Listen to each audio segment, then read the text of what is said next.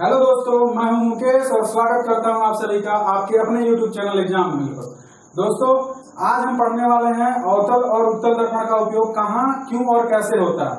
दोस्तों, पिछली वीडियो हमने देखा था और ये बिल्कुल अच्छे तरीके से समझा था कि अवतल दर्पण या उत्तल दर्पण के सामने वस्तु रखने पे उसकी स्थिति के हिसाब से प्रतिबिंब की स्थिति भी बदलती थी, उसका आकार और प्रकृति भी बदलता था।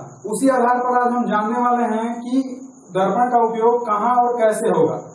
कहाँ हमको बड़ा इमेज चाहिए होगा, कहाँ हमको छोटा इमेज चाहिए होगा, कितनी दूरी पे वस्तु रखें कि बड़ा इमेज मिले, छोटा इमेज मिले।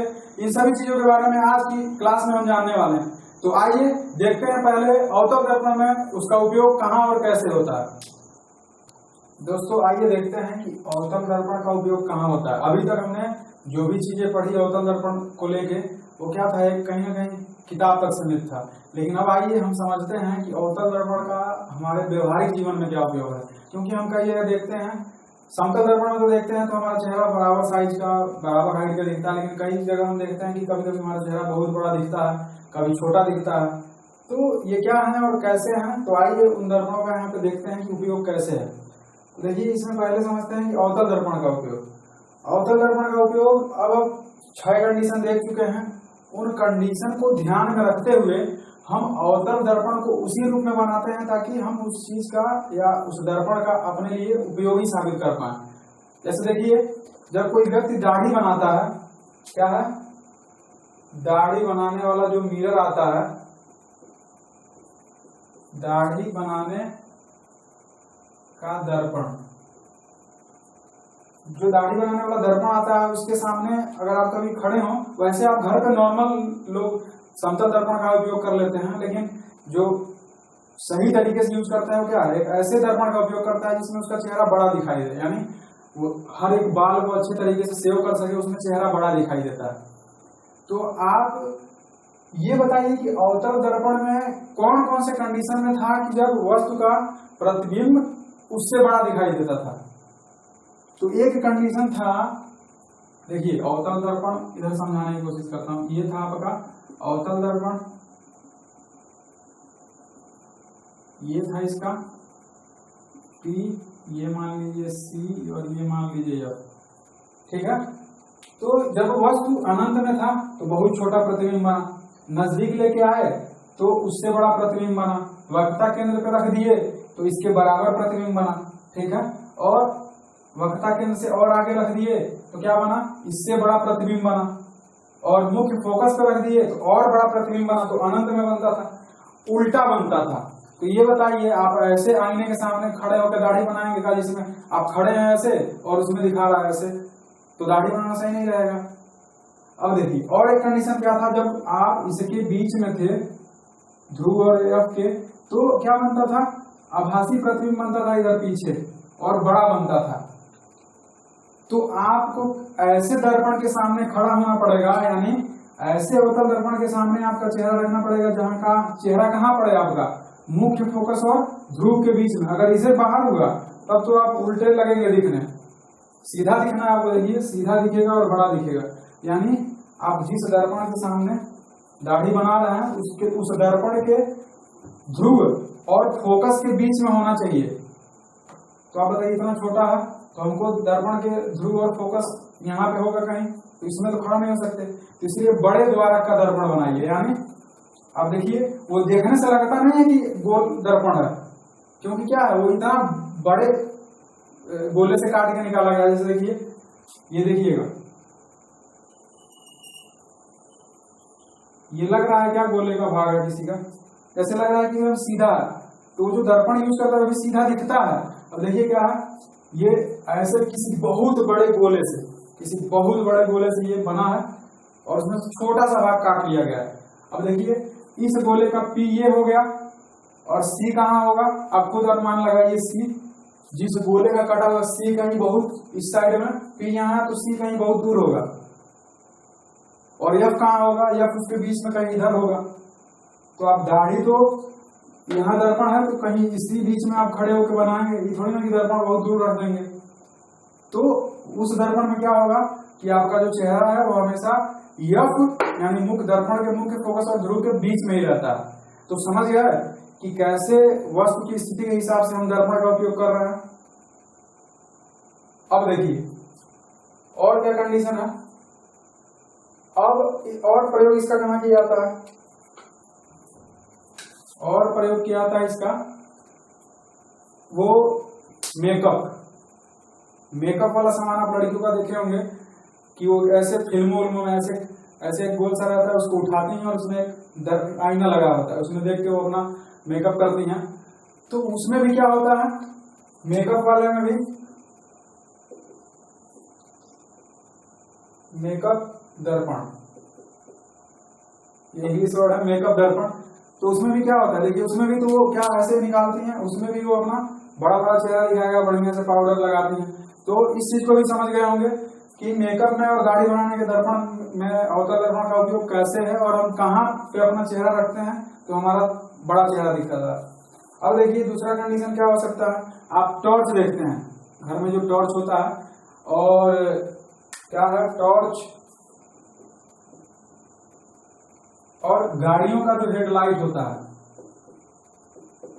गाड़ियों के हेडलाइट। अब देखिए टॉर्च में आप जब सामने वाला हिस्सा आप निकालते हो, ऐसे आपका टॉर्च होता है, यहाँ पर मान लीजिए स्विच है और ये रहा आगे, वो एक ट्रांसपेरेंट मीडियम होता है कि लाइट बस पार चला जाए और सुरक्षा भी देता है। यहाँ पे होता है आपका क्या बल्ब, ठीक है।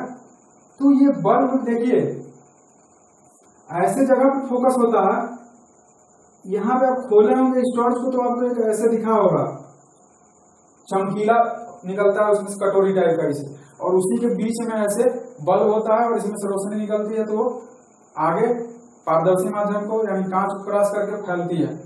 तो आप टॉर्च का उपयोग क्यों करते हैं, ताकि दूर तक की वस्तु देख पाए। और दूर तक किरणें कब जाएंगी, हमने बताया था कि जब देखिए जब प्रकाश की किरणें मुख्य अक्ष के समांतर जाती हैं तो परावर्तन के बाद कहां से जाती हैं, मुख्य फोकस से, मुख्य फोकस से। और हमने ये भी बताया था कि इसके उल्टा भी होता है, अगर इसी किरण को हम यहां से जाने दें तो ये मुख्य अक्ष के समांतर हो जाती हैं। तो देखिए अगर यहाँ पे हम कोई लाइट रख दें, सोर्स ऑफ लाइट रख दें, यहाँ पे बल्ब रख दें या कोई उजाले का कोई भी चीज रख दीजिए, लाइट बल्ब मोमबत्ती, तो देखिए यहाँ से प्रकाश की किरणें तब ऐसे जाएंगी और टकराने के बाद क्या हो जाएंगी, समांतर समांतर, यानी बहुत सारी किरणें निकलेंगी, बहुत सारी किरणें जाएंगी और सब टकराने के बाद क्या हो जाएंगी, समांतर हो जाएंगी, ठीक है। तो ये जो समांतर किरणें जाएंगी वो दूर तक जाएंगी ना। और देखिए इसीलिए जो ये लाइट, ये क्या है दर्पण, ये चमकीला आप खोले होंगे तो आपको दिखा होगा, उससे हाथ वाथ भी कट जाता है आपका। कई बार टॉर्च का अगला हिस्सा खोलिए तो ऐसे बल्ब होगा और वो चारों तरफ से एक चमकीले चीज में ऐसे बीच में धंसा होता है और ये लाइट जलता है तो क्या करता है, देखिए ये जो लाइट, ये दर्पण है, इसके क्या है मुख्य फोकस पे ही लगता है वो बल्ब, ऐसे बल्ब होगा और जब ये जलेगा तो इससे इससे इससे इससे जाएगा, तो ये क्या ये दूर तक भेज देंगी मुख्य अक्ष के समांतर ऐसे, ठीक है। तो ये दूर तक, यही काम हेडलाइट में भी होता है। आप गाड़ी फोर व्हीलर का हेडलाइट देखिएगा, उसमें भी कांच के अंदर, जैसे मान लीजिए ये रहा आपका हेडलाइट सामने से, तो ये ऊपर कांच लगा होगा और जहां बल्ब लगा होगा उसके चारों तरफ देखिएगा एक चमकीला लेयर ऐसे, मतलब वो ऐसे धंसे हुए भाग में लगा होता है बीच में, ऐसे ऐसे धंसे हुए भाग में बीच में लगा होगा और ये ऊपर से कांच लगा रहता है, ठीक है। तो जब ये लाइट जलेगा तो ये प्रकाश इधर इधर इधर टकराएगी और टकराने के बाद ये भी क्या होगा, एकदम सीधे दूर तक किरणें जाएंगी। तो समझ गया ना, यानी वो बल्ब कहाँ लगा होता है, मुख्य फोकस पे, ताकि यहाँ से किरणें जाए तो टकरा के मुख्य अक्ष के समांतर हो जाए और सीधे दूर तक जाए। तो समझ गया, अवतल दर्पण का प्रयोग टॉर्च और गाड़ियों की हेडलाइट में भी किया जाता है। और डॉक्टर भी इसका प्रयोग करता है, दांत का डॉक्टर, आप डेंटिस्ट के यहाँ जाइए, वो देखिए एक छोटा सा ऐसे वो लिए रहता है, ऐसे गोल सा होगा, इसमें मिरर लगा होगा और एक डंडी टाइप का होगा ऐसे, जब आपके मुंह के अंदर तो घुस नहीं पाएगा देखने के लिए, तो क्या करता है वो इस मिरर को ऐसे पकड़ता है ऐसे, और आप बोलेंगे यहाँ दर्द है या चाहे यहाँ कैविटी बन रही है, तो वो आपके मुंह के अंदर ऐसे करेगा और ये रोटेट टाइप का होता है। जैसे मान लीजिए उसको आपके साइड का देखना है तो वो ऐसे साइड में डालेगा और उधर अपने तरफ ऐसे करके उसका इमेज दिख जाएगा, मुंह के अंदर का बड़ा दिखेगा। तो बड़ा कब दिखेगा? जब वो दांत ये दर्पण होगा ऐसे, तो वो दांत को क्या करेगा, मुख्य फोकस और ध्रुव के बीच में रखेगा, यानी दांत के पास ले जाएगा और नजदीक कर देगा तो क्या बड़ा इमेज दिखेगा, दांत बड़ा बड़ा दिखेगा। तो वो दांत के रोग को पकड़ लेता है, उस हिसाब से वो इलाज करता है। तो डॉक्टर भी इसका उपयोग करता है। और आप अवतल दर्पण का उपयोग कहाँ देखते हैं जैसे, और इसका एक उपयोग देख लीजिए, दर्पण तो नहीं है, वो आपके घर में जो डीटीएच लगा होता है, जो सेटअप बॉक्स आप छत पे एंटीना लगाते हैं और अपने सेटअप बॉक्स तक लाते हैं और उससे विभिन्न चैनलों का लुत्फ उठाते हैं। पता नहीं कौन कौन से चैनल हैं, जी न्यूज, सारे न्यूज के चैनल, और वो जो आपके बहू बेटियों सीरियल वाला चैनल आता है, इन सारी चीजों को आप देख पाते हैं। तो उसमें भी देखिए जो आपकी छतरी होती है, ऐसे ऐसे छतरी होती है, ठीक है, और ये छत में आपका ऐसे स्टैंड हो जाता है, ठीक है।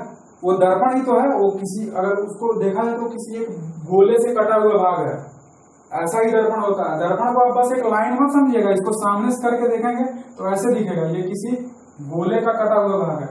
तो ये छतरी में देखिए आपका क्या लगा होता है, वो एक रिसीवर लगा होता है यहाँ पे। ये कभी कभी हिल जाता है तो टीवी से नेटवर्क गायब हो जाता है, टीवी में कुछ दिखाई नहीं देता। तो ये भी देखिए क्या है, ये जिस गोले का भाग है उस गोले के मुख्य फोकस पे लगा होता है, ठीक है। और क्यों, ये जो सैटेलाइट से तरंगे आ रही हैं, यानी रेज आ रही हैं, यहाँ पे प्रकाश की किरणें तो आती नहीं है, ये रेडियो वेव होती हैं। जब आप वेव के बारे में पढ़ेंगे तो जानेंगे। तो देखिए किरणें आएंगी, किरणें का मतलब वेव आएंगी, और क्या होगा, वो मुख्य, अब हमको बताया, आपको बताया था अभी कि जो अनंत दूरी से किरणें आती हैं वो समांतर आती हैं। तो वहां से सैटेलाइट से किरणें आएंगी, समांतर आएंगी, तो क्या होगा, टकराने के बाद, ये अवतल टाइप का ही तो है, टकराता है तो कहां से जाएगा, मुख्य फोकस से, सब मुख्य फोकस से जाएंगी। देखिए सब मुख्य फोकस से जाएंगी। तो क्या आपके दिमाग में कभी क्वेश्चन आया था कि क्यों सैटेलाइट में ऐसे बीच में लग जाता है ऐसे? क्यों? वो मुख्य फोकस पे लगा होता है, जाकि प्रकाश की किरणें आए तो अच्छे तरीके से फोकस हो पाए, इसीलिए वो मुख्य फोकस पे लगा होता है। क्योंकि समांतर आएंगे तो किरणें सही से फोकस होंगी और हमारा जो सैटेलाइट है वो बढ़िया तरीके से कनेक्ट हो पाएगा हमारे टीवी से या हमारे सेटअप बॉक्स से। और वो कभी हिल जाता है तो क्या होती है, रेडियो वेव सही तरीके से रिसीवर को नहीं जा पाती हैं और टीवी में आपको कुछ दिखाई नहीं देता सही तरीके से। तो वही क्या, वैसा ही होता दर्पण, जो देखिए फोकस से जाएंगी किरणें तो दूर तक जाएंगी, और आ रही हैं तो मुख्य फोकस पे हो जा रही हैं। तो ये था अवतल दर्पण का उपयोग। और यदि कोई और भी उपयोग है, देखिए इसका सोलर फर्नेस में उपयोग किया था, यानी प्रकाश की किरणें देखिए क्या है, समांतर आई, सोलर भट्टी का प्रयोग, मतलब ऐसी भट्टी देखिए, भट्टी में क्या होता है, हम किसी मेटल को गलाते हैं या गर्म करते हैं, भट्टी यही होता है। तो भट्टियां कई तरह की होती हैं, तो उसी में एक सोलर भट्टी, यानी सूर्य से आने वाली गर्मी, यानी प्रकाश की किरणों का जो हीट है उसका उपयोग करके अगर हम उत्पन्न करें तो उसको सोलर हीट बोलते हैं या सोलर फर्नेस। तो देखिए जिस भट्टी में, ऐसे मान लीजिए ये कोई भट्टी है, यहाँ पे कोई रखा चीज गर्म करना है, तो ये बताइए हम इसको कहाँ रखें, यानी अवतल दर्पण के मुख्य फोकस पे रख देते हैं, और प्रकाश की किरणें सूर्य से यानी अनंत से आएंगी तो टकराने के बाद इसी सब फोकस हो जाएंगी, यानी सारी गर्मी एक ही जगह पर केंद्रित हो जाएगी। यहाँ पे आप पानी रख दीजिए तो गर्म हो जाएगा, कोई दर्पण ले लीजिए और सारा मुख्य फोकस पे रख दिए तो गर्म हो जाएगा वो। तो ऐसा ही भट्टी, अगर इसको भट्टी में यहाँ कोई भट्टी लगा देते हैं और इससे हम लोहा गर्म कर लें या कुछ कोई मेटल गर्म कर लें, उसका उपयोग कर लें, तो इसको क्या भट्टी बोल दिए, सोलर फर्नेस बोल दिए, सोलर कुकर खैर थोड़ा अलग प्रिंसिपल पे काम करता है, लेकिन यहाँ क्या मुख्य फोकस, प्रकाश की किरणें आएंगी, टकराएंगी और वो मुख्य फोकस पे हीट पैदा करेंगी, तो उसको सोलर फर्नेस। तो ये था अवतल दर्पण का उपयोग। मैंने इसको बिल्कुल आसान भाषा में समझाने का कोशिश किया, हो सकता है कि वीडियो लंबा जाए पर समझना जरूरी है। अब आइए उत्तल दर्पण का उपयोग देखते हैं, उत्तल दर्पण का उपयोग कैसे है और कहाँ है। तो दोस्तों उत्तल दर्पण का भी उपयोग देखते हैं। इसमें देखते हैं कि क्या हम पढ़े हैं उत्तल दर्पण में, हम 2 कंडीशन पढ़े हैं। ये था इसका P ठीक है, और एक वस्तु बहुत दूर रखी थी और नजदीक रखी थी, और हमने देखा था कि हमेशा क्या था, वस्तु का जो प्रतिबिंब था वो बहुत छोटा बनता था, सीधा बनता था। ठीक है, तो इस आधार पर हम इसका उपयोग देखिए कहाँ कहाँ पे करते हैं। इसका उपयोग हम करते हैं गाड़ियों के rear view mirror, rear view mirror, और एक जगह कहाँ करते हैं, साइड मिरर पर। ठीक है, रियर व्यू मिरर का मतलब क्या है कि देखिए जो फोर व्हीलर में जो ड्राइवर की सीट होती है उसके ऊपर ऐसे लगी होती है, और उसमें वो क्या देखता है, ड्राइवर ये देखता है कि पीछे कि कौन कौन सी गाड़ियां आ रही हैं। तो देखिएगा उसमें जब भी आप देखेंगे, कभी गाड़ी में बैठे हो तो आप ध्यान दिए होंगे, या कभी बैठिएगा तो ध्यान दीजिएगा कि उसमें जो पीछे गाड़ियां दिखती हैं वो बहुत छोटी छोटी दिखती हैं, यानी काफी दूर तक की वस्तुएं हमको उसमें दिखाई देती हैं। तो आप खुद आइडिया लगाइए कि उसमें कौन सा दर्पण का प्रयोग कर सकते हैं। आप अवतल दर्पण का प्रयोग क्यों नहीं कर लेते? तो अवतल दर्पण का प्रयोग क्या, उसमें आपने कभी देखा कि छोटा इमेज बनता था, बहुत दूर हो तो नहीं बनता था, बनता भी था छोटा, जब अनंत में अवतल दर्पण के सामने अनंत में लगाते थे तो उल्टा बनता था। तो क्या आप पीछे आ रही चीजों को उल्टा प्रतिबिंब देखना चाहेंगे? नहीं देखना चाहेंगे, सीधा दिखे। तो सीधा कहाँ दिखेगी?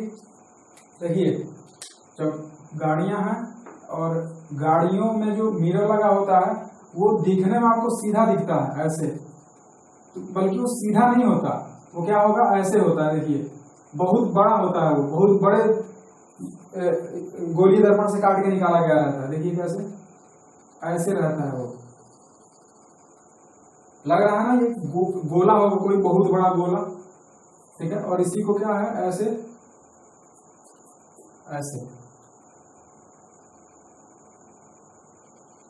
और ऐसे वो सामने होता है। ठीक है, तो इसमें जो दर्पण होगा ऐसे उभरा हुआ होगा, वो दिखेगा नहीं आपको उभरा हुआ, क्योंकि मैंने बताया कि वो बहुत बड़े गोले से काट के निकाला गया था। ठीक है, तो देखिए अब वस्तु क्या है, दर्पण से बहुत दूर होती है तो गाड़ी में होता है, और इसके पीछे गाड़ियां आ रही होती हैं, तो पीछे आने का मतलब ये दर्पण है, यानी इससे अनंत दूरी, मान लीजिए यहाँ से वस्तु आ रही है, तो देखिए क्या है, इसका छोटा प्रतिबिंब वो बनाता था कहाँ, मुख्य फोकस पे, यानी ये बहुत सारी प्रकाश की किरणें आएंगी पीछे वस्तुओं से, और उसमें जो इमेज बनेगा वो अंदर छोटा दिखाई देगा। अगर वो बड़ा तो बताइए, पीछे अगर साइकिल आ रहा हो और वो साइकिल खूब बड़ा बन जाए, खूब बड़ा इमेज बन जाए, तो साइकिल के बगल में क्या आ रही है, इस साइड की आ रही है, नहीं दिखेगा ना। या ट्रक ही आ रहा हो पीछे, ट्रक का बहुत बड़ा इमेज बन जाए, तो आपको लगेगा केवल ट्रक ही आ रहा है पीछे, एक्सीडेंट होने का चांस बढ़ जाता है। लेकिन अगर आपको ये पता हो कि वो सारी चीजें पीछे छोटी छोटी दिखाई दे, तो आप समझ जाएंगे ना कि हाँ पीछे ट्रक आ रहा है, उसके साइड में कोई साइकिल भी आ रही है, कोई बाइक भी आ रही है। तो हम छोटा देखना पसंद करते हैं। छोटा देखने का तात्पर्य क्या है, मतलब जो हमारा देखने का एरिया हो काफी बड़ा क्षेत्र हो, यानी पीछे का ज्यादा क्षेत्र हम देख पाए और जान पाए कि हम पीछे कौन कौन सी गाड़ियां आ रही हैं। तो रियर व्यू मिरर में, पीछे देखने वाले मिरर में प्रयोग कर लेते हैं। और साइड मिरर, तो देखिए दोनों, बाइक में भी साइड मिरर लगा होता है, हर गाड़ियों में साइड मिरर लगा होता है, ट्रक, बस, कार, मारुति, देखिए साइड में भी 2 मिरर लगा होता है। उसमें भी देखिए वस्तुएं छोटी छोटी दिखाई देती हैं। आप कभी खुद फेस भी जाकर देखिएगा उसमें, तो आपका चेहरा भी छोटा दिखाई देगा उसमें। तो वो कौन सी मिरर होती है, छोटा प्रतिबिंब कौन बनाता है और सीधा, तो वो उत्तल दर्पण बनाती है। इसीलिए उसमें किसका प्रयोग किया जाता है, उत्तल दर्पण का प्रयोग किया जाता है। इन उत्तल दर्पणों का प्रयोग दुकानों में भी किया जाता है। अब मान लीजिए कोई बड़ा शॉप है, मॉल टाइप का, एक कम से कम 4-5 कमरे का रूम का ही हॉल है, उसमें आप कुछ सामान बेच रहे हैं या कुछ सामान रखे हैं शॉपिंग मॉल टाइप का, तो उसमें पता चला कोई सामान चुरा के पॉकेट में रख ले, आप बड़ा बड़ा दराज बनवाए हो, आप बैठे कहीं कॉर्नर पे हो और उन सारी चीजों को आप हर जगह नजर रख नहीं सकते, तो वो क्या करता है, बीच में ऐसे गोल सा, हाफ गोल सा मिरर लगा देता है बीच में कहीं, जो दुकान के चारों ओर की जो वस्तुएं रखी हैं इसमें छोटा छोटा दिखाई देंगी, यानी पूरे हॉल का हमें इसमें इमेज दिखाई देगा। तो क्या है, इससे हमारी नजर नहीं बनी रहती है कि हाँ हमारी दुकान में कितने ग्राहक हैं, कौन कहाँ पे है, क्या एक्टिविटी हो रही है। तो उत्तल दर्पण का ये उपयोग है। इसीलिए हमने पढ़ा था कि वस्तु कहाँ रहेगी, तो उसका इमेज कहाँ बनेगा, कैसा बनेगा, और हमने देख लिया कि उसी आधार पे हमने उन दर्पणों का उपयोग भी किया, क्योंकि साइंस कहीं ना कहीं चीजों को हमारे लिए आसान बनाता है और उस चीज का हम अपने व्यवहारिक जीवन में उपयोग कर पाए। साइंस यही तो है कि चीजों को समझना, उसके बाद हमारे लिए उस चीज को उपयोगी बनाना। तो हम समझ गए अवतल दर्पण और उत्तल दर्पण का व्यवहारिक रूप क्या है या इसका उपयोग क्या है। तो आज की वीडियो में बस इतना ही। आई होप कि आपको ये सारी चीजें समझ में आ गई होंगी। तब तक के लिए धन्यवाद। जय हिंद, वंदे मातरम।